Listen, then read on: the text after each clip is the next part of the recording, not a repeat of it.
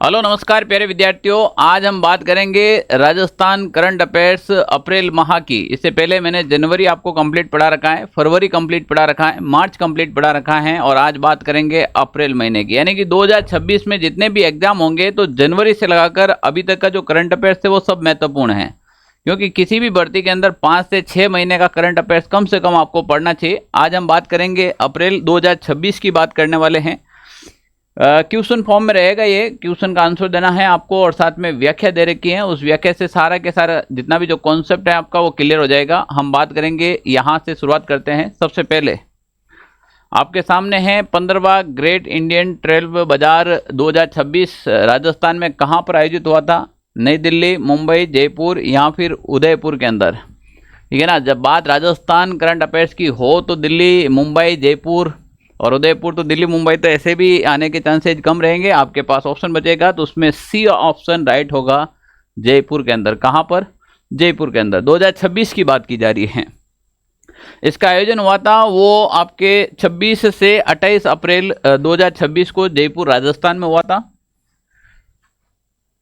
ये रहा जयपुर राजस्थान में। ये भारत में आने वाले पर्यटन को बढ़ावा देने के लिए प्रमुख बिजनेस टू बिजनेस यानी कि B2B का मतलब होता है बिजनेस टू बिजनेस नेटवर्किंग मंच है।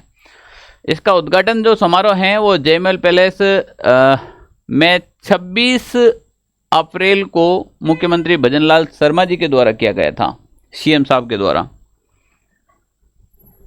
इसमें विश्व के सभी 7 महाद्वीपों के 50 से अधिक देश, कितने? 50 से अधिक देश, लगभग 270 हैं वो विदेशी टूर ऑपरेटर्स और 200 से अधिक भारतीय प्रदर्शक शामिल हुए थे। अब देखो भाई, एशिया से 13 देश शामिल हो गए, यूरोप से 19 देश शामिल हो गए, उत्तरी अमेरिका से 4 देश, दक्षिणी अमेरिका से 5 देश और अफ्रीका से 3 देश। अफ्रीका से कितने? 3 देश। तो कभी बार यहाँ से प्रश्न आ जाता है, जब इसको पॉइंट के आधार पर दिया जाता है, सत्य असत्य में दिया जाता है, कथन निष्कर्ष में दिया जाता है, तो अगर गहराई तक प्रश्न पूछा जाता है तो यहाँ से भी प्रश्न पूछ लिया जाता है, वरना फिक्स आएगा कि ये कहाँ पर आयोजित हुआ था। बस इतना सा याद रखना है, सीधा प्रश्न वहाँ से आ जाएगा। दूसरी हम बात करें सबसे इंपॉर्टेंट, 22 अप्रैल 2026 को लोकसभा अध्यक्ष ओम बिरला। पहला प्रश्न यहाँ से आपके क्लियर होता है कि वर्तमान में हमारे लोकसभा अध्यक्ष कौन है? ओम बिरला हैं। ने 1971 के भारत पाक युद्ध के नायक लेफ्टिनेंट जनरल सगत सिंह राठौड़ की प्रतिमा का अनावरण राजस्थान के किस जिले में किया था? वेरी इंपॉर्टेंट है और सूरजसार के अंदर भी छप रखा है ये सगत सिंह राठौड़ का पेनोरमा जो हाल ही के अंदर बना है। जो भी नए पेनोरमा की जो घोषणा हुई थी वो अक्सर आपको याद रखनी चाहिए, क्योंकि पुराने तो काफ़ी आपको याद है। कोई क्या बाबा रामदेव जी पेनोरमो कट है, अरे भाई सभी बताएंगे, पर सगत सिंह राठौड़ का आएगा, जो क्लास में पढ़ेगा, जो स्टडी करेगा वही बता पाएगा। तो सगत सिंह राठौड़ का पेनोरमा ये देखिए, ये रहे जनरल सगत सिंह राठौड़। गोवा मुक्ति संग्राम और बांग्लादेश मुक्ति युद्ध के महानायक की भूमिका निभाई थी इन्होंने, ठीक है ना। और इनका जो पेनोरमा है वो राजस्थान के चूरू डिस्ट्रिक्ट में बनाया गया। कहाँ पर बनाया गया भाई? चूरू डिस्ट्रिक्ट में।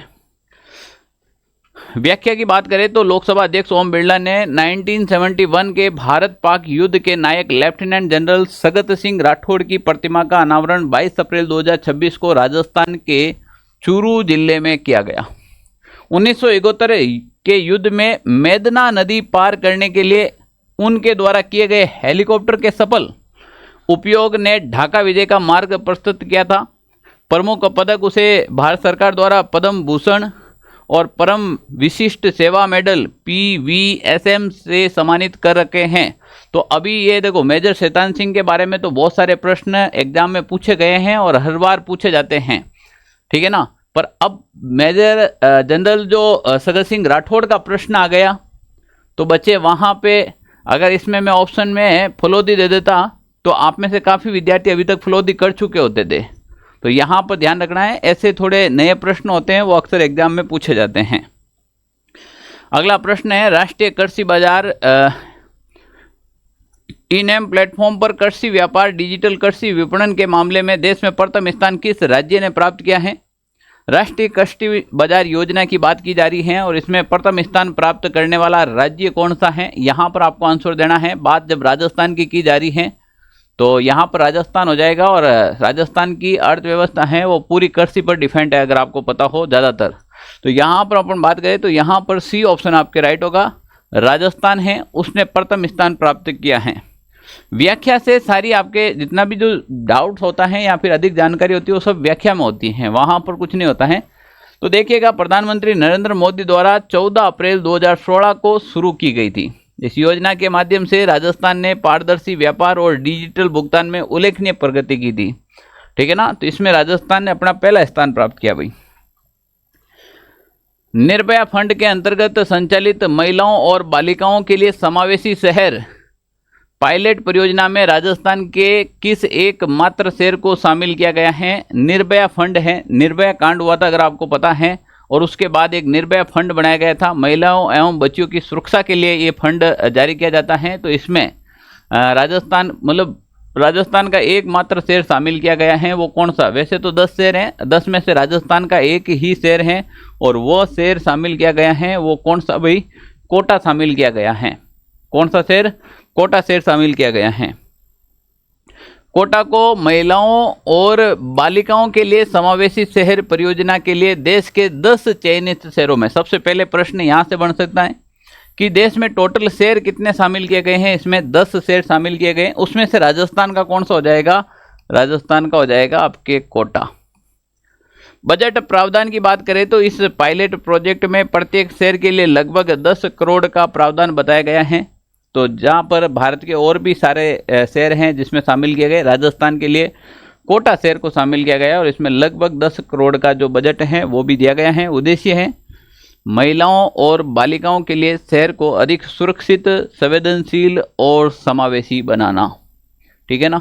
अब महिलाएं तो वास्तव में सुरक्षित नहीं है, ठीक है ना। जब रक्षक ही भक्षक बन जाए तो क्या है। अभी हाल ही के अंदर एक न्यूज में बहुत चर्चा चल रही है कि एक कारागार के अंदर एक महिला कैदी थी और वो महिला कैदी पिछले लंबे समय से उस कारागार के अंदर कैदी हैं और फिर भी वो प्रेग्नेंट हो गई। अब आप सोचिएगा, जब सुरक्षा करने वाले के हाथों में भी वो सुरक्षित नहीं है तो फिर अब क्या करें। निर्भय जैसा ये फंड लाना ही है। अन्य चयनित 9 शहर की बात करें जिसमें धार मध्य प्रदेश है, डिब्रूगढ़ असम का है, कोडरमा झारखंड का है, मंडी हिमाचल प्रदेश का है, महसाणा गुजरात का है, मुलुंग तेलंगाना का है, संबलपुर ओडिशा का है, श्रीकाकुलम आंध्र प्रदेश का है और वाराणसी है वो उत्तर प्रदेश का है। ये टोटल अन्य शहर हैं। आपको बस इतना ध्यान रखना है, राजस्थान का कोटा शहर इसमें शामिल किया गया है। पीएम कुसुम योजना के तहत सौर ऊर्जा उत्पादन में एक ऐतिहासिक आंकड़ा पार करते हुए राजस्थान की उत्पादन क्षमता हाल ही में कितने मेगावाट पार कर चुकी है? पीएम कुसुम योजना का सवाल इस बार डेफिनेटली आपके एग्जाम में आएगा, ठीक है ना। और यहाँ पर देखिएगा, ये सरकार के द्वारा जारी पोस्टर है पीएम कुसुम योजना, इसकी बात कर ले। इसका उद्देश्य है किसानों को सौर ऊर्जा उपकरणों की स्थापना के लिए वित्तीय सहायता देना। अब सौर ऊर्जा के उपयोग को बढ़ावा देना और किसानों को आत्मनिर्भर बनाना, खेतों में सोलर पंप और ग्रिड कनेक्टेड सोलर सिस्टम का प्रोत्साहन, बिजली लागत में कमी और अक्षय ऊर्जा को बढ़ावा देना, किसानों की आय में वृद्धि और पर्यावरण संरक्षण करना। सरकार कह रही है कि जितने भी किसान हैं वो खुद की बिजली खुद ही बनाए और खुद काम करे। जितने भी किसानों के कृषि पंप चल रहे हैं वो सोलर पर कर दे, तो एक बार सोलर सेट लगा देंगे तो किसानों की जो बिजली खपत है वो कम हो जाएगी और खुद की बिजली खुद ही करेगा। तो बिल का भुगतान कम करना पड़ेगा, इससे किसानों की आय भी बढ़ेगी। लगातार सरकार काम कर रही है इसके ऊपर, किसानों को सब्सिडी भी दी जा रही है, इनको लगाने के लिए किसानों को प्रोत्साहन भी किया जा रहा है। तो अब ये जो क्षमता है वो लगभग 4000 मेगावाट, कितनी? 4000 मेगावाट कितनी होगी भाई? 4000 मेगावाट। चलो यहाँ पर इसका व्याख्या देंगे डिटेल से। तो 4000 मेगावाट उत्पादन क्षमता राजस्थान ने सौर ऊर्जा के क्षेत्र में एक और बड़ी उपलब्धि हासिल की है। राज्य में अब तक लगभग 1808 यानी कि 1808 विकेंद्रीकृत सौर संयंत्र स्थापित हो चुके हैं। लाभान्वित किसान इस संयंत्रों से प्रदेश के लगभग 2.62 लाख किसानों को खेती के लिए दिन के समय में सस्ती और निरंतर बिजली उपलब्ध हो रही है। इन आंकड़ों के प्रश्न अक्सर एग्जामिनर पूछे जाते हैं। एग्जामिनर के पास घिसे पिटे जो पहले के प्रश्न थे वो खत्म हो चुके हैं और नए ट्रेंड के नए प्रश्नों में अक्सर ऐसे आंकड़े पूछ लेते हैं कि कितने किसानों को लाभ मिला है। 2.62 लाख किसान हैं, ध्यान रख लेना। विकेंद्रीकृत सौर संयंत्र कितने स्थापित हो चुके हैं, यहाँ से प्रश्न आ सकते हैं। टोटल क्षमता कितनी है बिजली की, यहां से प्रश्न आ सकता है आपका। 22 अप्रैल 2026 को राजस्थान की युवतियों के डिजिटल सशक्तिकरण के लिए एक डिजिटल गर्ल्स हब DGH पहल के तहत राजस्थान कौशल एवं आजीविका विकास निगम ने किस संस्था के साथ समझौता किया है? युवतियों के डिजिटल सशक्तिकरण के लिए, यानी कि लड़कियों के डिजिटल सशक्तिकरण के लिए कौन सी संस्था के साथ में समझौता किया है? विश्व बैंक, यूनिसेफ इंडिया, यूनेस्को या फिर नीति आयोग के साथ। अगर आपको भी आ रहा है तो साथ साथ में आंसर आपको देना चाहिए, नहीं आ रहा है तो कम से कम मेरा आंसर देने के बाद आपको साथ साथ में नोट कर लेना चाहिए, लिखना चाहिए, उसके बाद भी आपको साथ साथ में मेंशन करना चाहिए इसका आंसर क्या होगा। तो ये कौन सी संस्था के साथ समझौता किया था? यूनिसेफ इंडिया के साथ में। अगर हम बात करें समय अवधि मार्च 2027 तक चरणबद्ध संचालन, उद्देश्य आधुनिक तकनीक के जरिए रोजगार और स्वरोजगार के अवसर पैदा करना। 18 से 29 साल की वर्ग की लगभग 2000 लड़कियों को अल्पकालीन डिजिटल कौशल प्रशिक्षण देना। इसमें लगभग आपके 2000 लड़कियों को शामिल किया गया है। अब इन 2000 लड़कियों को जैसे डिजिटल प्रशिक्षण का जो है अनुभव देना इनको, और जब ये देगा तो तब रोजगार मिलेगा। कुल मिलाकर महिलाओं को आने वाली समय की टेक्नोलॉजी के साथ जोड़ना भी ये उद्देश्य है। अब यहाँ पर बात करें, पर मेन शर्त क्या है? प्रशिक्षण एजेंसियों को भुगतान तभी मिलेगा जब वे प्रशिक्षित युवतियों का सफल प्लेसमेंट सुनिश्चित करेगी। ऐसा नहीं है कि आपने सरकार से बजट उठा लिया और बजट उठाने के बाद में आपने उसको काम सिखाया ही नहीं। तो यहाँ पर देख लीजिएगा आप, जिन महिलाओं को, जिन लड़कियों को आप कार्य सिखा रहे हो उनको रोजगार भी सुनिश्चित करना होगा। जब आप रोजगार सुनिश्चित करेंगे तो सरकार आपका बजट पास करेगी।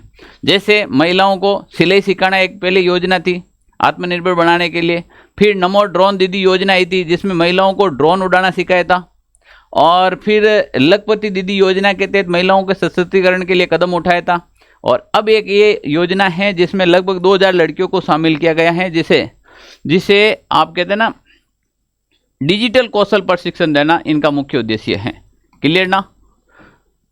अगले प्रश्न की बात करें, मार्च 2026 में जारी इंडिया जस्टिस रिपोर्ट के अनुसार उपभोक्ता संरक्षण के क्षेत्र में बड़े व मध्यम राज्यों की श्रेणी में राजस्थान ने देश भर में कौन सा स्थान प्राप्त किया है?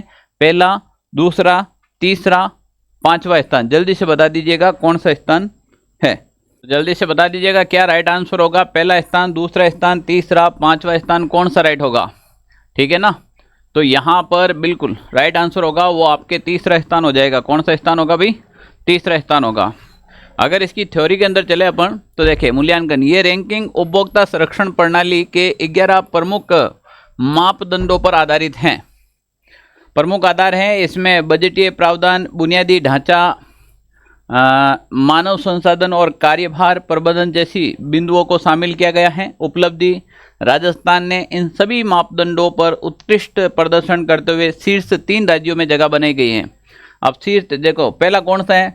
अब राजस्थान तो आ गया अभी तीसरा। पहला कौन सा है? आंध्र प्रदेश, दूसरा मध्य प्रदेश और तीसरा है राजस्थान। बड़े व मध्यम राज्य के अंदर और छोटे राज्य में पहला मेघालय, दूसरा सिक्किम और तीसरा जाएगा हिमाचल प्रदेश। ठीक है ना? चलो,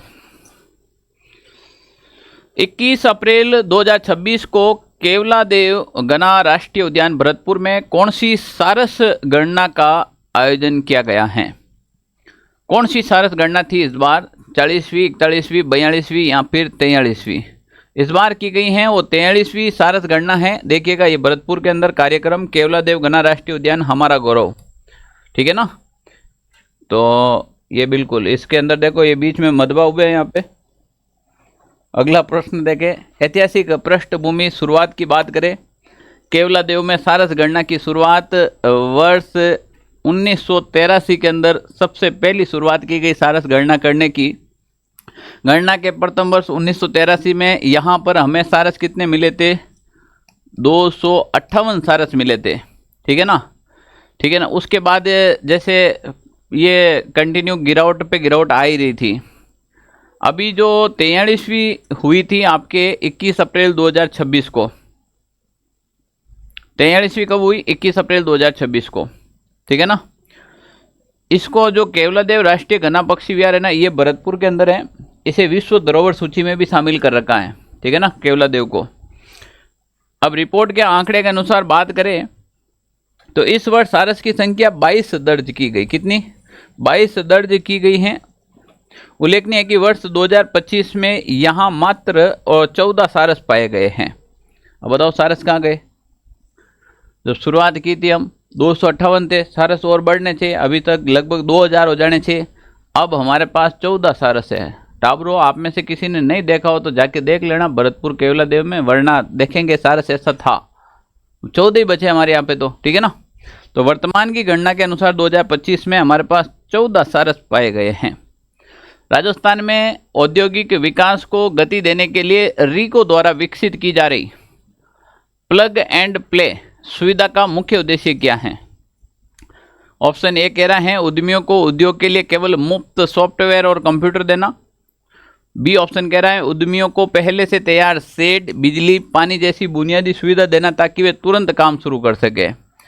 जो भी काम करना चाहते हैं, एक तो सबसे पहले उनको 4 दीवारी घर के ऊपर चदरे डाल के टीन सेट दे दो ताकि वो नीचे चला जाए, उसके बाद वो कोई भी काम शुरू करे। एक उनको बिजली का कनेक्शन और पीने के लिए पानी दे दो। अगर ये मूलभूत सुविधाएं आप किसी भी उद्यमी को दे दे, किसी भी व्यापारी को दे दे, तो वो अपना बिजनेस शुरू कर सकता है। एक रहने के लिए छत, पानी और बिजली, ये 3 मूलभूत सुविधा है। अगर ये उपलब्ध हो जाती है तो वो अपना काम शुरू कर सके, ताकि वे तुरंत अपना काम शुरू कर सके। बी ऑप्शन ही इसका राइट ऑप्शन है ना, बी ही इसका क्या है भाई? बिल्कुल राइट ऑप्शन है। चलो हम बात करते हैं। प्लग एंड प्ले एक ऐसा मॉडल है जहां उद्यमियों को पहले से तैयार शेड, बिजली, पानी और सड़क जैसी तमाम बुनियादी सुविधाएं मिलती हैं, जिसमें आओ और काम शुरू करो की तर्ज पर उद्योग लगा सकते हैं। आओ आप तो सीधा काम शुरू करो। चयनित औद्योगिक क्षेत्र, अब इसमें संभाग स्तर पर बात करें कौन कौन से औद्योगिक क्षेत्र इसमें शामिल कर रखा है, तो जयपुर के सीतापुरा, बीकानेर का करणी औद्योगिक क्षेत्र, जोधपुर का बोरानाडा, राजस्थान का पहला सेज क्षेत्र स्पेशल इकोनॉमिक्स जोन है वो बोरानाडा जोधपुर है, भरतपुर का ब्रज औद्योगिक क्षेत्र, किशनगढ़ का खोड़ा औद्योगिक, उदयपुर का आईआईटी सेंटर कलड़वास, कोटा का एग्रो फूड पार्क रानपुर और अजमेर का है आईटी पार्क माकड़वाड़ी औद्योगिक क्षेत्र। ये राजस्थान के प्रमुख औद्योगिक क्षेत्र जिसमें शामिल किए गए हैं। इस जगह पे कोई भी उद्यमी, कोई भी व्यापारी, कोई भी उद्योगपति यहाँ पर काम करेगा तो सरकार कह रही है कि हम आपको पहले ज़मीन अलॉट करके उसके ऊपर टिन शेड डालकर सड़क और लाइट पानी की सुविधाएं उपलब्ध कराएंगे ताकि आप अपना जो काम है यहाँ से शुरू कर सकते हो सीधे ही। अगला है नवीनतम आंकड़ों के अनुसार देश में रूफटॉप सोलर, छतों पर सोलर प्लेन की स्थापना के मामले में राजस्थान का देश में कौन सा स्थान है? पहला, दूसरा, तीसरा, पांचवा। जल्दी से आंसर दे दीजिएगा, कौन सा हो जाएगा? पहला, दूसरा, तीसरा या फिर पांचवा? तो राजस्थान है भाई तीसरा। पहला गुजरात है, दूसरा महाराष्ट्र और तीसरा राजस्थान। पहला कौन सा जाएगा? अरे कौन सी रात आएगी? गुजरात। दूसरा जाएगा महाराष्ट्र और तीसरा जाएगा राजस्थान। कौन सा थाना जाएगा भाई? राजस्थान। तो यहाँ पर राजस्थान तीसरा स्थान शामिल है, ठीक है ना।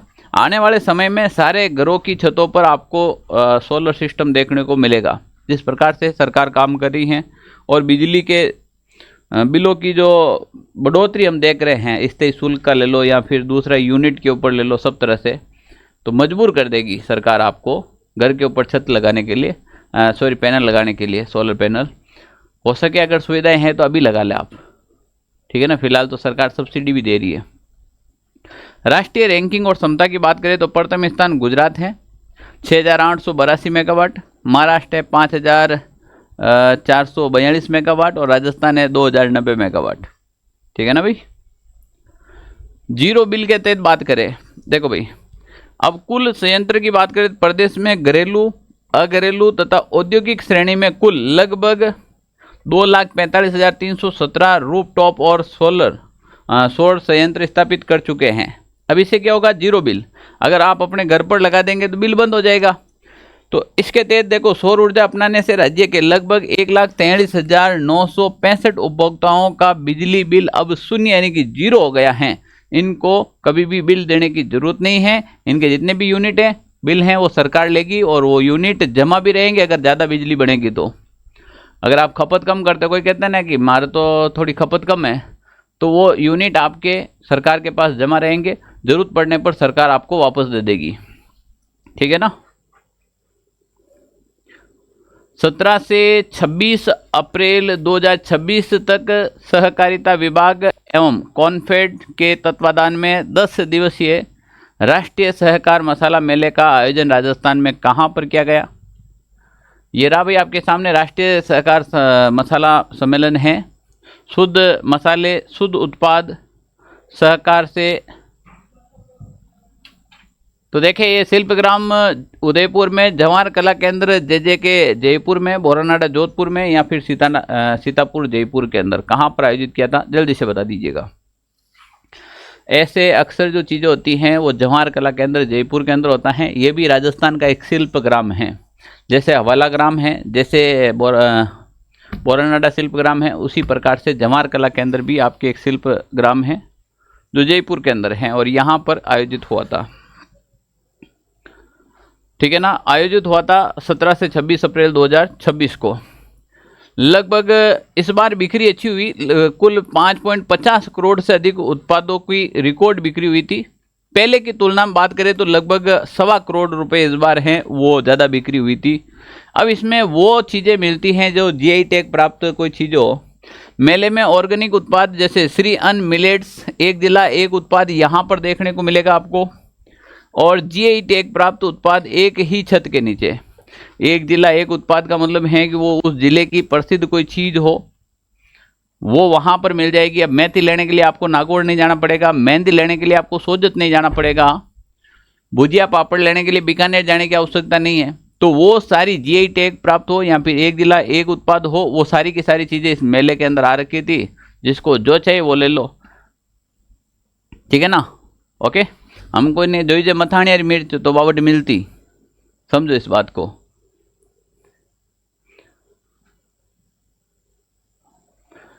रिको द्वारा राज्य में बड़े औद्योगिक भूखंडों के उप विभाजन यानी कि सब डिवीजन के लिए डिस्पोजल ऑफ लैंड रूल्स 1979 के किस नियम को पुनः लागू किया गया है।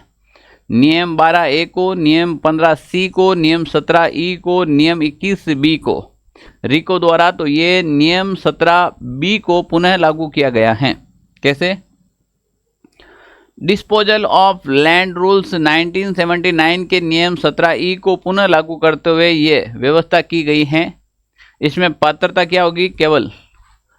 केवल और केवल 20,000 वर्ग मीटर या इससे अधिक क्षेत्रफल वाले भूखंडों का ही उप विभाजन किया जाएगा जो सब डिवीजन है। कम से कम इतनी जमीन तो आपके पास होनी चाहिए।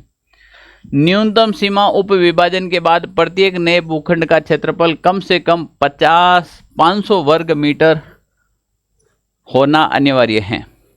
समय सीमा भूखंड आवंटन के 7 वर्ष पूर्ण होने के बाद ही उप विभाजन की अनुमति मिलेगी। ठीक है, ये भी चीज काफी अच्छी है। ठीक है ना। विश्व बैंक, वर्ल्ड बैंक ने राजस्थान हाईवेज मॉडर्नाइजेशन प्रोजेक्ट के तहत प्रदेश के 14 राजमार्गों के उन्नयन के लिए कितने करोड़ रुपए के ऋण को मंजूरी प्रदान की है? लोन दियो भाई। 1500 करोड़, 2025 करोड़, 2550 करोड़ या फिर 3000 करोड़ की राशि। तो इसके लिए जो ऋण मिला है वो 2025 करोड़ का ऋण मिला है। ठीक है ना भाई। विश्व बैंक ने राजस्थान हाईवेज मॉडर्नाइजेशन प्रोजेक्ट के तहत प्रदेश के 14 राजमार्गों जिसकी लंबाई है लगभग 926 किलोमीटर, इन राजमार्गों की क्या लंबाई है, उनके उन्नयन के लिए लगभग 2025 करोड़ के ऋण को मंजूरी प्रदान की है। इस परियोजना के सफल क्रियान्वयन हेतु विश्व बैंक, भारत सरकार और राजस्थान सरकार के मध्य एक त्रिपक्षीय अनुबंध किया जाएगा। अब इससे क्या होगा, तकनीकी नवाचार मिलेगा। क्या मिलेगा, जैसे रियल टाइम मॉनिटरिंग और सड़क सुरक्षा में सुधार के लिए इसमें इंटेलिजेंट ट्रांसपोर्ट सिस्टम ITS लागू किया जाएगा। टेक्नोलॉजी के साथ हर एक चीज को जोड़ रही है सरकार, और जोड़ना भी चाहिए समय के साथ। अगर आप AI से नहीं जुड़े तो पीछे रह जाएंगे। समय के साथ जितनी भी जो टेक्नोलॉजी आ रही है उनके साथ आपके संबंध होने चाहिए।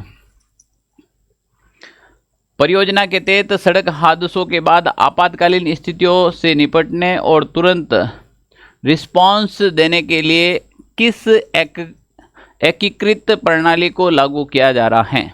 Integrated emergency response system, national safety grid, quick medical assistance, highway crash management. बता दीजिएगा, ऐसे प्रश्न भी एग्जाम में देखने को मिल सकता है। तो यहाँ पर integrated emergency response system ERS प्रणाली को लागू किया गया है। सड़क सुरक्षा एवं गोल्डन आवर उपचार सुविधाएं क्या है कि दुर्घटना के बाद के प्रबंधन हेतु ट्रॉमा केयर सेंटर, GPS युक्त एम्बुलेंस नेटवर्क और इंटीग्रेटेड इमरजेंसी रिस्पांस सिस्टम विकसित किया जाएगा। ठीक है ना। GPS अगर एम्बुलेंस के अंदर होगा तो यहाँ से पता चल जाएगा कि कोई भी जो पेशेंट है या फिर जिसके साथ दुर्घटना हुई, जिसके साथ सड़क हादसा हुआ है, वो उपचार से या हॉस्पिटल की रेंज से कितना दूर है, उसको किस प्रकार की सुविधाएं उपलब्ध करवा सकते हैं, आगे मेडिकल टीम किस प्रकार से तैयार रह सकती है, कंप्लीट इन्फॉर्मेशन साथ साथ में मिलती रहेगी।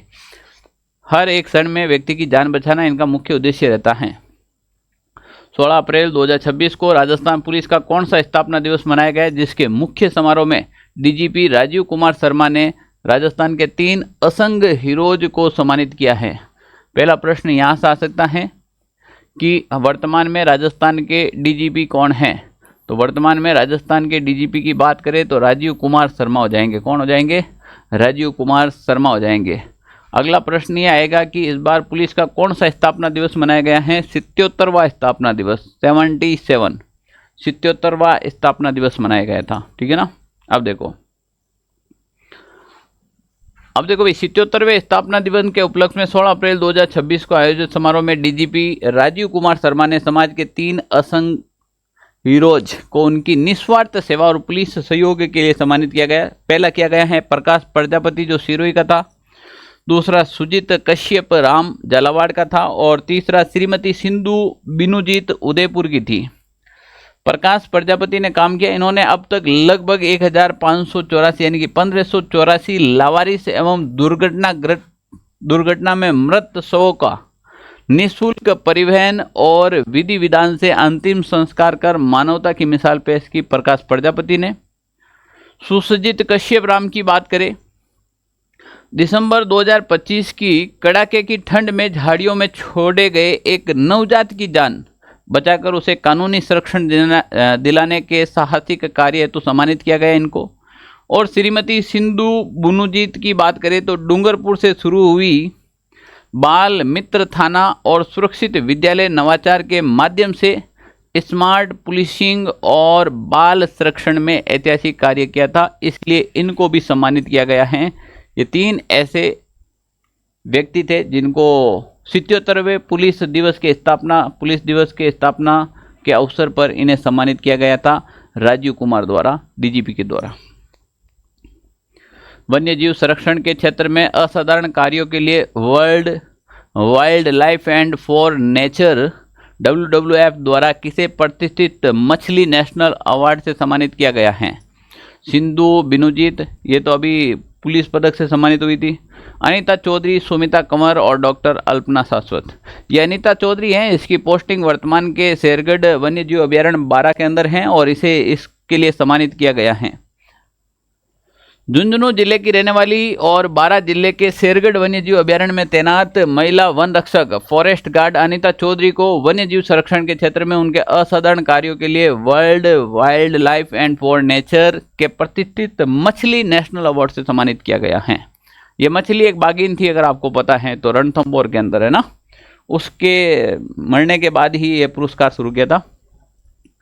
प्रमुख योगदान, उन्होंने वर्ष 2021 से अब तक लगभग 500 से अधिक संकटग्रस्त वन्य जीवों की जान बचाई है, 500 से अधिक। पुरस्कार का नामांकन, ये पुरस्कार रणथंभौर की विश्व प्रसिद्ध बाघिन मछली टिसोला की स्मृति में रखा गया है, जिसे क्वीन ऑफ रणथंभौर कहा गया।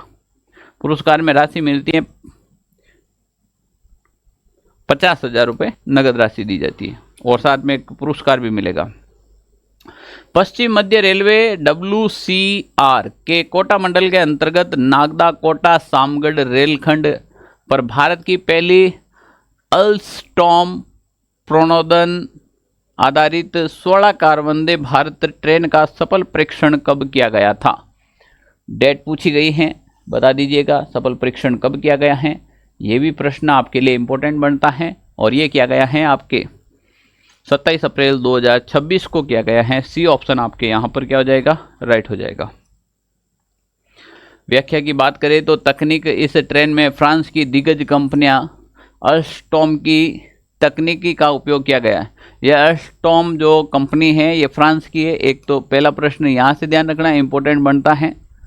निर्माण की बात करें, जैसे रेल कोच फैक्ट्री कपूरथला के सहयोग से तैयार किया गया। परीक्षण के प्रमुख चरण हैं। प्रथम चरण, शुरुआती परीक्षण में 60 से 115 किलोमीटर प्रति घंटे के बीच में किया गया। आगामी लक्ष्य हैं लगभग 180 किलोमीटर प्रति घंटे तक ले जाकर इसकी स्थिरता और सुरक्षा की जांच की जाएगी, है ना भाई। तो यहाँ पर अल्स्टॉम जो कंपनी है ये फ्रांस की है और इसके सहयोग से ये काम किया जा रहा है, इसीलिए प्रश्न आ सकता है। भव्य योजना के तहत राजस्थान के चयनित 5 जिलों का कौन सा समूह बिल्कुल सत्य है? भव्य योजना में कौन से राजस्थान के 5 जिले शामिल किए गए हैं? जयपुर, जोधपुर, कोटा, बीकानेर, अजमेर। बिल्कुल। बालोतरा नया जिला शामिल किया गया था। तो देखिएगा नए जिले के करंट अफेयर्स से रिलेटेड तो प्रश्न आते हैं, जिसमें बालोतरा, जयपुर, जोधपुर, कोटा और दौसा इनको शामिल किया गया है। बी ऑप्शन आपके राइट होगा।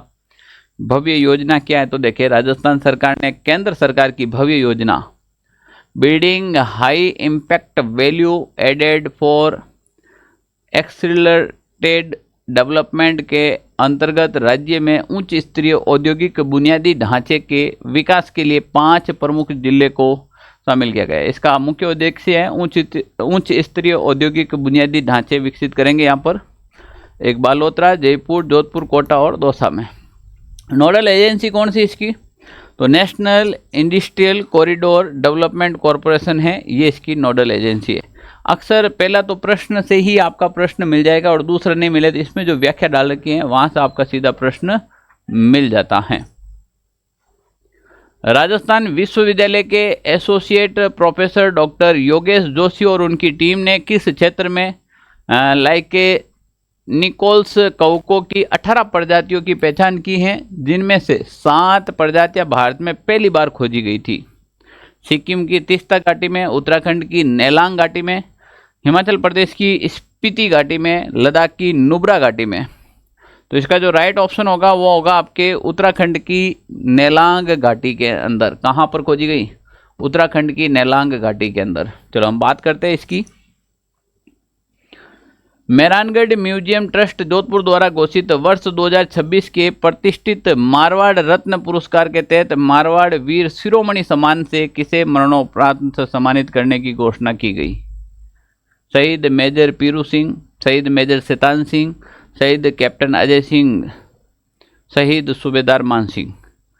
तो मरणोपरांत सम्मानित करने की मारवाड़ वीर शिरोमणि, तो ये मेजर शैतान सिंह जी को, ठीक है ना। जोधपुर के महाराजा हैं अभी गजय सिंह जी और उनके द्वारा इस पुरस्कार की घोषणा की गई है। मेहरानगढ़ म्यूजियम ट्रस्ट जोधपुर द्वारा वर्ष 2026 के प्रतिष्ठित मारवाड़ रत्न पुरस्कार की घोषणा पूर्व नरेश गज सिंह द्वारा की गई है। ये पुरस्कार 12 मई 2026 को जोधपुर स्थापना दिवस के अवसर पर आयोजित समारोह में प्रदान किए जाएंगे।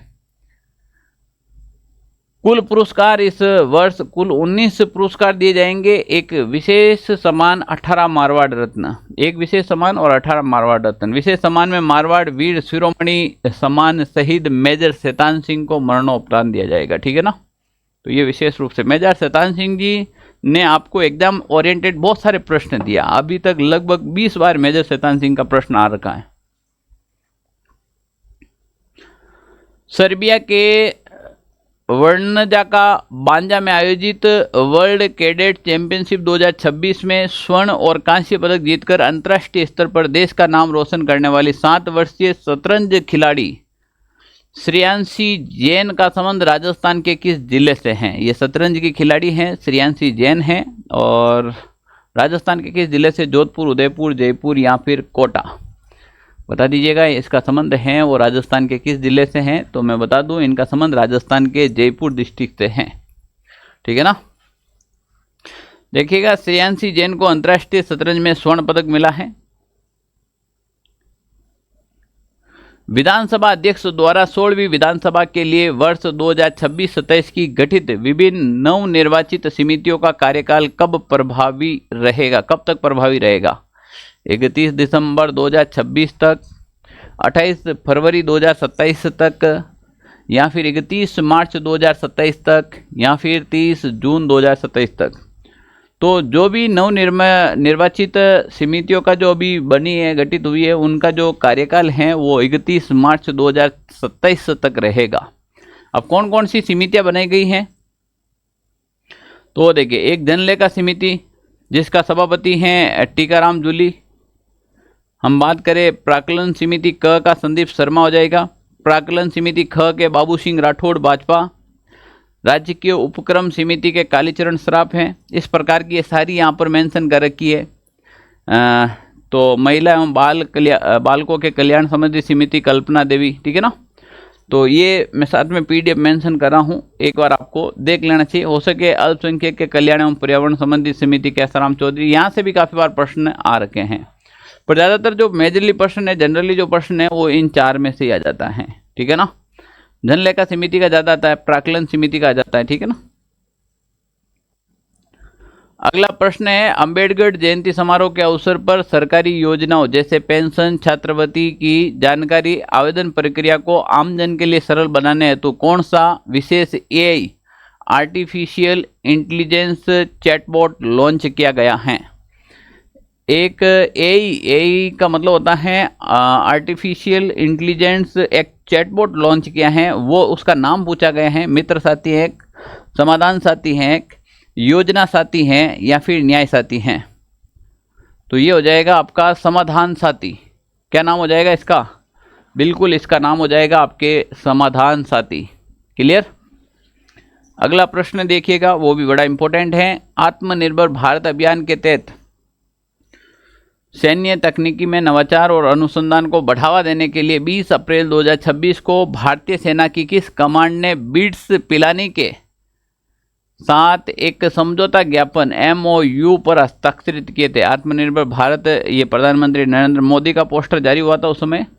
दक्षिण पश्चिमी कमांड सप्त शक्ति कमांड के नाम से जो जानी जाती हैं। यहाँ फिर अपन बात करें उत्तरी कमांड या फिर मध्य कमांड या फिर पश्चिमी कमांड, तो कौन सी कमांड इसके अंदर राइट होगी? आपको यहाँ पर आंसर देना है। तो आत्मनिर्भर भारत के तहत जो ये MOU हुआ है वो दक्षिण पश्चिमी कमांड जो सप्त शक्ति कमांड है उनके साथ में ये चीज़ हुई है। तो यहाँ पर इसका A ऑप्शन है वो बिल्कुल राइट हो जाएगा। आत्मनिर्भर भारत अभियान के तहत भारतीय सेना की जो सप्त शक्ति कमांड और बीट्स पिलानी के मध्य 20 अप्रैल 2026 को एक महत्वपूर्ण समझौता ज्ञापन पर हस्ताक्षर हुआ था, अगर आपको पता हो तो। ठीक है ना। अब क्या है कि सैन्य क्षेत्र में अत्याधुनिक अनुसंधान और तकनीकी नवाचारों को बढ़ावा देना इनका मुख्य उद्देश्य रहा है। हम बात कर रहे हैं यहाँ पर 15 अप्रैल 2026 को राजस्थान में किस दुर्लभ जंगली बिल्ली के संरक्षण के लिए आधिकारिक रूप से प्रोजेक्ट कराकल का शुभारंभ किया था? वेरी वेरी इंपॉर्टेंट है। आप ये सोचिएगा कि 2026 में आने वाले एग्जाम में ये प्रश्न छप चुका है। तो प्रोजेक्ट कराकल का शुभारंभ की बात करें, राजस्थान में कराकल संरक्षण को नई दिशा, प्रोजेक्ट कराकल का शुभारंभ। ठीक है ना भाई। मरुस्थलीय बिल्ली, फिशिंग कैट, कराकल, सिहा घोष। अब ये इसका दूसरा नाम काफी बार एग्जाम में पूछने की संभावना बनेगी कि इसका दूसरा नाम क्या है। सिहा घोष के नाम से जानते हैं। तो कराकल, ये ऑप्शन आपके बिल्कुल राइट हो जाएगा, C ऑप्शन। राजस्थान में दुर्लभ जंगली बिल्ली कराकल सिहागोस के संरक्षण के लिए प्रोजेक्ट कराकल का आधिकारिक शुभारंभ 15 अप्रैल 2026 को रणथंभौर टाइगर रिजर्व में किया गया है। प्रमुख क्षेत्र इस प्रोजेक्ट के तहत विशेष रूप से रणथंभौर, मुकुंदरा हिल्स और रामगढ़ विषधारी टाइगर रिजर्व में कराकल की स्थिति को आकलन और निगरानी की जाएगी और इसमें इनका संरक्षण भी किया जाएगा। ये एक प्रजाति होती है, बिल्ली से बहुत बड़ी होती है और चीते से छोटी होती है। इस प्रकार की दोनों की एक मीडियम साइज की बिल्ली होती है। इनको संरक्षण करने के लिए ये क्षेत्र भी चिन्हित किए गए हैं। 10 अप्रैल 2026 को भारतीय सेना की किस कमान द्वारा जैसलमेर की पोखरण फील्ड फायरिंग रेंज में ब्रह्मास्त्र युद्ध अभ्यास का आयोजन किया गया है? उत्तरी कमान, पश्चिमी कमान, दक्षिणी कमान या फिर सप्तशक्ति कमान? बता दीजिएगा आंसर क्या होने वाला है। राइट, बिल्कुल दक्षिणी कमान ने किया था। किसने किया था भाई? दक्षिणी कमान। सी ऑप्शन आपके इसका राइट होगा। भारतीय सेना की दक्षिणी कमान द्वारा युद्धाभ्यास ब्रह्मास्त्र, कौन सा भाई?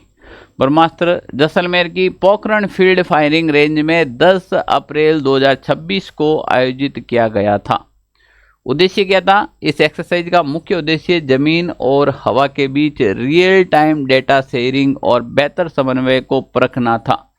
युद्ध अभ्यास तो सरकार हमेशा करती रहती है सेनाओं के साथ में, क्योंकि किस समय कब जरूरत पड़ जाए तो हर एक नया नया प्रैक्टिकल और जो ऑलरेडी परीक्षण कर रखे हैं उनको वापस समय रहते करके चेक करना, उसमें सुधार करना, इसीलिए युद्धाभ्यास कंटिन्यू किया जाता है।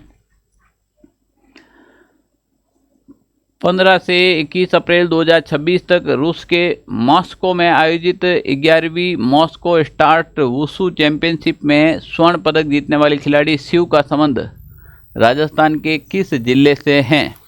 ये शिव खिलाड़ी का नाम है और ये जो शिव हैं वो राजस्थान के किस जिले की हैं, यहाँ से प्रश्न आया है तो आपको आंसर देना है। शिव का संबंध है वो राजस्थान के श्री गंगानगर डिस्ट्रिक्ट से। किससे भाई?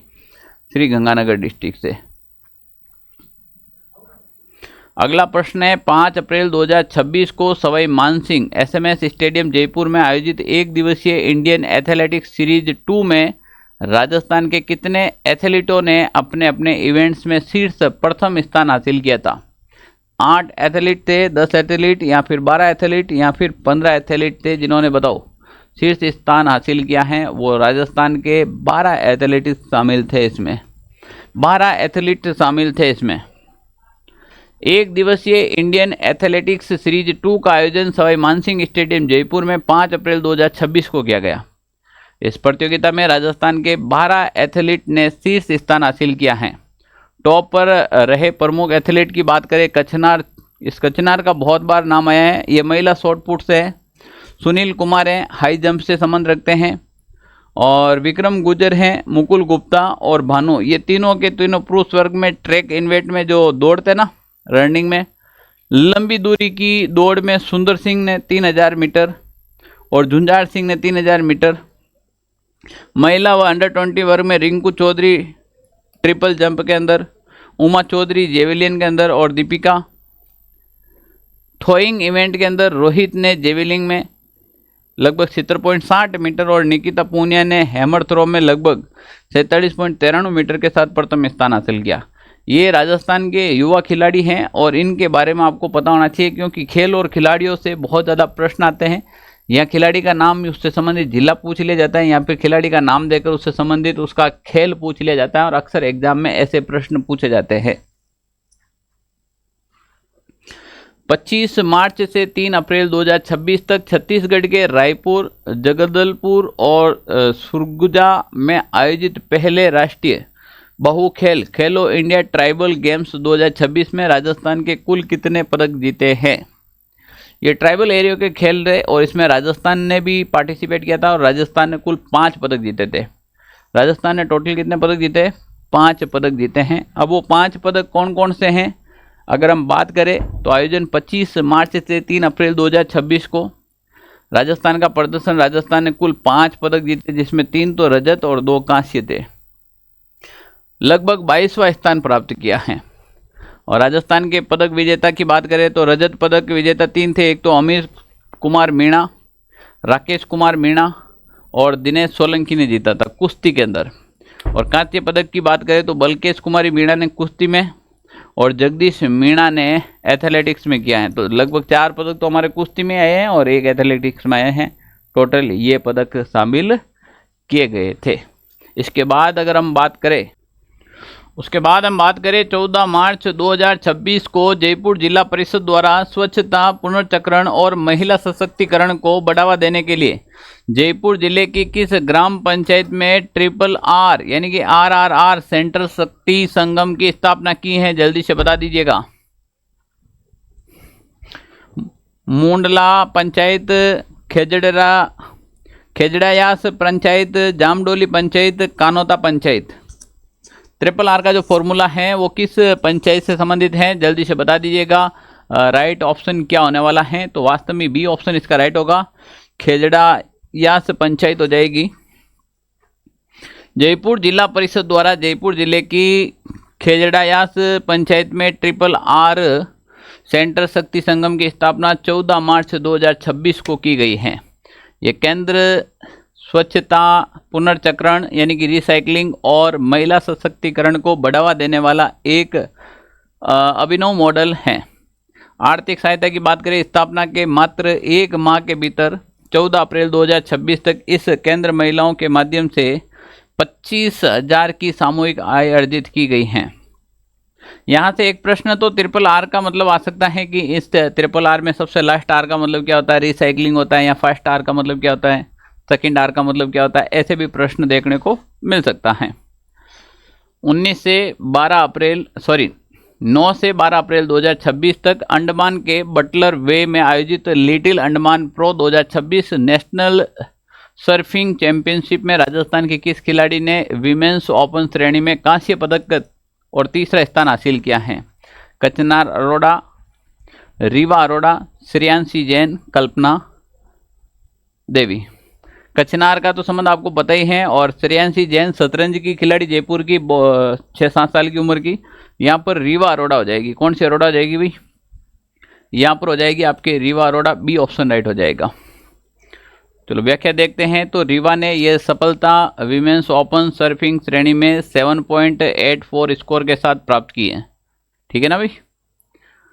अगली बात करें, 24 अप्रैल 2026 को राजस्थान पुलिस में पुलिस उप अधीक्षक DSP के पद पर कार्यरत किस प्रख्यात तीरंदाज को DGP कमेंडेशन डिस्क से सम्मानित किया गया? लिम्बाराम को, रजत चौहान को, श्याम सुंदर गोस्वामी को, सर्वेश खटी को। किसको किया गया है? तो यहाँ पर राइट आंसर है वो आपके रजत चौहान को किया गया। किसको भाई? ये रहा है आपके राजस्थान के पुलिस महानिदेशक DGP राजीव कुमार शर्मा द्वारा 5वीं RSC में आयोजित समारोह में ये प्रदान किया था। रजत चौहान की उपलब्धियों की बात करें तो ये एशिया कप 2026 1 स्वर्ण और 2 कांस्य पदक जीते। वर्ल्ड पुलिस गेम्स 2023 में 2 स्वर्ण और 1 रजत पदक जीते। वर्ष 2022 के वर्ल्ड कप में 2 स्वर्ण पदक जीते थे। 19वें एशियन गेम्स 2023 में भारतीय टीम का प्रतिनिधित्व भी किया था इन्होंने। तो रजत चौहान इंपॉर्टेंट है। 24 से 26 अप्रैल 2026 तक जयपुर में आयोजित राज्य स्तरीय 16वीं जूनियर महिला हॉकी प्रतियोगिता का खिताब किस जिले की टीम ने जीता है? जल्दी से बता दीजिएगा। इसका राइट आंसर क्या होगा? हनुमानगढ़ होगा, फलोदी होगा, सीकर होगा या फिर जयपुर होगा। तो अभी हाल ही के अंदर नया नया जो जिला बना है फलोदी, और फलोदी की महिलाओं ने यहाँ पर हॉकी का जो खिताब है वो जीता है। 16वीं जूनियर महिला हॉकी खिताब की बात करें तो फलोदी, कौन से भाई? फलोदी ने 24 से 26 अप्रैल 2026 जयपुर में, और फलोदी ये हनुमानगढ़ को 1-0 से हराकर ये खिताब जीता है। 24 से 26 अप्रैल 2026 तक अखिल भारतीय शूटिंग बॉल प्रतियोगिता का आयोजन राजस्थान के किस जिले में किया गया है? शूटिंग बॉल का आयोजन है वो राजस्थान के किस जिले में किया गया है? जल्दी से बता दीजिएगा। इसका राइट आंसर क्या होने वाला है? जयपुर, अलवर, जोधपुर या फिर कोटा में किया गया है। तो मैं बता दूं, इसके आयोजन की बात की जाए तो ये राजस्थान के अलवर डिस्ट्रिक्ट में है, इनका आयोजन किया गया है। आयोजन 24 से 26 अप्रैल 2026 को मुंशी बाग क्लब अलवर में किया गया है। उद्घाटन संजय शर्मा वन एवं पर्यावरण राज्य मंत्री ने किया था। महिला वर्ग में विजेता उत्तर प्रदेश और पुरुष वर्ग फाइनल मुकाबला पंजाब और महाराष्ट्र के बीच में हुआ था। ठीक है ना। तो हुआ कहाँ पर? ये अलवर के अंदर हुआ था। राजस्थान बजट 2026-27 में विकसित राजस्थान 2047 विजन के तहत घोषित राज ममता कार्यक्रम का पूर्ण रूप यानी कि फुल फॉर्म क्या है? राज ममता की बात करें तो इस राज ममता की फुल फॉर्म क्या हो जाएगी? यहाँ से आपको आंसर देना है। राज ममता की बात करें तो option A Rajasthan mental assistant mapping and treatment association. दूसरा है आपके B option Rajasthan mental awareness monitoring and treatment for all. B option इसका है। इसकी फुल फॉर्म पूछ ली है राज ममता की तो राजस्थान मेंटल असिस्टेंट नहीं आएगा, यहाँ पर अवेयरनेस आएगा, फिर मैपिंग नहीं मॉनिटरिंग आएगा एंड ट्रीटमेंट फॉर ऑल। ठीक है ना। शुभारंभ 7 अप्रैल 2026 विश्व स्वास्थ्य दिवस से क्रियान्वयन की तैयारी। उद्देश्य है प्रदेश में मानसिक स्वास्थ्य सेवाओं को सुलभ बनाना और प्रमुख बुनियादी ढांचा है जयपुर सेंटर ऑफ एक्सीलेंस की स्थापना, प्रत्येक जिला मेंटल हेल्थ केयर सेल का गठन करना, ये इनका प्रमुख बुनियादी ढांचा तैयार किया गया है। हम बात करते हैं अगले प्रश्न की। तो 27 अप्रैल 2026 को राजस्थान पशुधन विकास बोर्ड द्वारा पशु नस्ल सुधार के उद्देश्य से कितने तरल नाइट्रोजन परिवहन वाहनों को हरी झंडी दिखाकर रवाना किया गया है? तो यहाँ पर बात करें तो वो 4 वाहन, 6 वाहन, 10 वाहन या फिर 12 वाहन को बता दीजिए। काफ़ी बार ऐसा भी प्रश्न आ जाता है कितने वाहनों को, तो 6 वाहनों को हरी झंडी दिखाई है। कितने वाहनों को? 6 वाहन को हरी झंडी दिखाई है। 27 अप्रैल 2026 राजस्थान पशुधन विकास बोर्ड द्वारा 6 वाहन को रवाना किया गया है। केंद्र सरकार की राष्ट्रीय गोकुल मिशन योजना 100% केंद्र वित्त पोषित के तहत है। ये केंद्र सरकार इसमें बजट देती है। राज्य में कृत्रिम गर्भाधान सेवाओं को प्रभावी बनाने और पशु नस्ल सुधार करना है। लाभान्वित जिले होंगे इसमें अलवर, खेरतल, तिजारा, कोटपुतली, बहरोड, सलम्बर, फलोदी, जैसलमेर। तो देखो नए वाले जिले इसमें ज़्यादा हैं। खेरतल, तिजारा दे दिया, कोटपुतली, खेरतल, तिजारा, कोटपुतली, बहरोड, सलुम्बर और फलोदी, 4 तो नए जिले का नाम है और 1 अलवर और जैसलमेर है ना। 25 से 26 अप्रैल 2026 को जयपुर के नारायण निवास पैलेस स्थित अंतायाय कनौता कोर्टयार्ड में माही रोज फेस्टिवल 2026 के किस संस्करण का आयोजन किया गया है? माही रोज फेस्टिवल 2026 का कौन सा संस्करण यहाँ पर आयोजित किया गया है? जवाब दे दीजिएगा। यहाँ पर माही का 12वां संस्करण आयोजित हुआ था। कौन सा भाई? माही का 12वां संस्करण आयोजित हुआ था 25 से 26 अप्रैल 2026 को आयोजित हुआ था और इसका उद्देश्य था टिकाऊ जीवन शैली, जिम्मेदारी नागरिकता और शहरी भविष्य के संरक्षण पर चर्चा करना है ना। अगला प्रश्न देखिएगा। 21 अप्रैल 2026 को 58वां राष्ट्रीय जनसंपर्क दिवस समारोह का आयोजन जयपुर में कहाँ किया गया है? Rajasthan international centre, pink city press club, Albert hall museum, Jawahar कला केंद्र, कहाँ पर किया गया है? तो इसका जो आयोजन किया गया है वो पिंक सिटी प्रेस क्लब के अंदर किया गया था। 21 April 2026 pink city press club Jaipur की बात करें, आयोजक public relation society of India Jaipur. हाल ही में राजस्थान के किन 2 पूर्व रणजी खिलाड़ियों को भारतीय क्रिकेट कंट्रोल बोर्ड द्वारा सेंटर ऑफ एक्सीलेंस प्रशिक्षण शिविरों के लिए कोच नियुक्त किया गया? पंकज सिंह और दीपक चाहर को, विनीत सक्सेना और अंशु जैन को, राहुल चार और महिपाल लामरोर को, खलील अहमद और अनिकेत चौधरी को। यहाँ राजस्थान की बात है तो राजस्थान के खिलाड़ी इसमें शामिल होंगे। तो राजस्थान के ये रणजी के 2 खिलाड़ी हैं जिसका नाम है विनीत सक्सेना और अंशु जैन। इनको सेंटर ऑफ एक्सीलेंस प्रशिक्षण शिविरों के लिए इनको चयनित किया गया है। ठीक है ना भाई, ये कि यहाँ पर लिख रखी है बात। 18-19 अप्रैल 2026 तक ताल कटोरा इंडोर स्टेडियम नई दिल्ली में आयोजित सेकोकाई कप राष्ट्रीय कराटे चैंपियनशिप 2026 में राजस्थान के आबू रोड की किस खिलाड़ी ने दोहरे पदक रजत और कांस्य जीतकर प्रदेश का नाम रोशन किया है? मानसी सिंह, दृष्टि तिवारी, कृतिका शर्मा, अंजलि शेखावत। क्या ऑप्शन राइट होगा बता दीजिएगा। तो इसका जो राइट ऑप्शन है वो है आपके दृष्टि तिवारी ने ऐसा कारनामा किया है। किसने किया भाई?